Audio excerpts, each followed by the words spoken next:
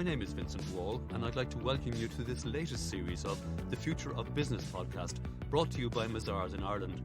In this series, Mark Kennedy, managing partner of Mazars in Ireland, and I, with the help of a number of specialist guests, will be assessing the growing importance of ESG, that's environmental, social and governance issues for businesses. We'll discuss how regulation and legislation at home and abroad, and the rapidly evolving engagement of investors and other key stakeholders with the ESG-related policies and practices of firms and organisations will increasingly determine their operational success, their reputations, and their ability to attract customers and to recruit and retain talent. We're going to kick off the series by talking to Mark Kennedy about why ESG, this whole area of environmental, social and governance, is so important. Hi, Vincent. I think for Mazars, there's a couple of reasons that we're looking at this, particularly at the moment. And I think, first of all, to put it in context, I think the majority of us nowadays accept climate change is caused by human activity. We're far more conscious today of the consequences of inequality on the well-being of the whole planet and all its population. Things like biodiversity and the impact that has on supply chain is something that is much more accepted and understood than it was a few years ago. So we're now in a world where I think for most of us this is an accepted reality and we feel that we have something to do. And maybe just to put that in context, one thing that has struck me in my own research on it is we currently emit, if we take one greenhouse gas, about 32 billion tonnes of CO2 every year. And as somebody who spends a lot of time with numbers, it sometimes strikes me that we throw billions and trillions around without really thinking about it.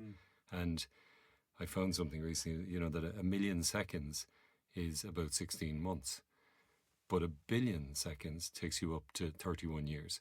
So it gives you a sense of the scale and the vastness of what we're trying to do and as a world. And maybe, I suppose, as a firm, we realise we need to play our part in addressing that. Otherwise, and we all do, otherwise we won't manage to succeed in some of the UN sustainability goals and so on. And there's two drivers within it then as a firm. One is people. We obviously have a lot of staff around the world. We have more than 25,000 people working with us today. And as individuals, we all feel that. And that's driving a certain interest within the firm. And there's things we're doing as a firm trying to play our part. But also we have lots of customers and we're connected as a network of businesses in the role that we play as a firm. And so we see that the people side is driving it very strongly.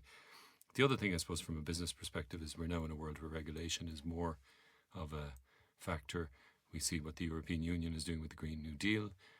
That is creating both business challenges and opportunities. Reporting is a core part of our business. Again, we're looking at mandatory reporting in various countries. So as a firm, from a business perspective, that has always felt that our role is to help businesses prosper in the long term and to be sustainable in the holistic sense of the word, that we need to be playing a part in that way as well and providing services that support our clients to do well in this emerging environment. And from your engagement with clients, particularly so here in Ireland, do you think that it's principally the carrot or the stick of regulation and regulation that's coming down the road that's getting businesses to start focusing on this whole area?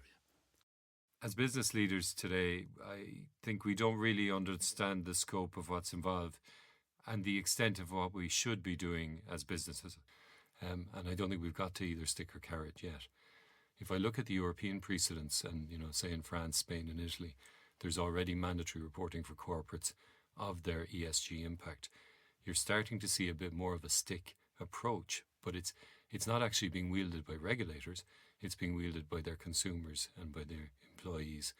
And it was a very interesting study in France in the last couple of years where college graduates were listing out the companies that they wouldn't work for and that they wouldn't buy from because they don't appreciate their ESG stance or their position on various social and climate issues.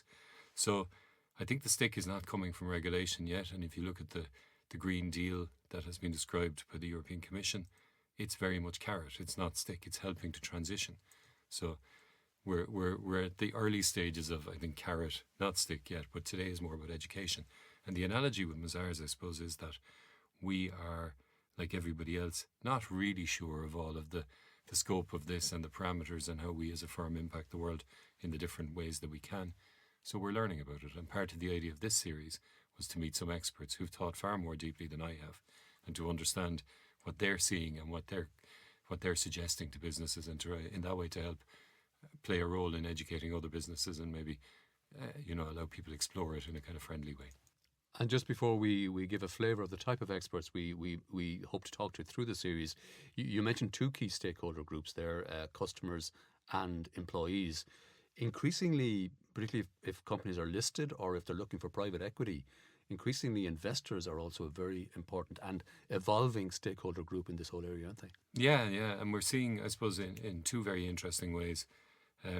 First of all, those who deal with investors, the broker firms and so on, are working hard independently of regulators to set up a kind of a taxonomy for what is a green investment and what's not. Now, that's going to be accelerated enormously by the European Union, because they're planning to bring a directive out next year that will deal with that. So you've already got money following the issue, and you've got money realising, and investors realising, that certain types of assets are not as long-term sustainable stranded assets in the energy industry and so on. So people are starting to grapple with those issues, and that's an interesting development.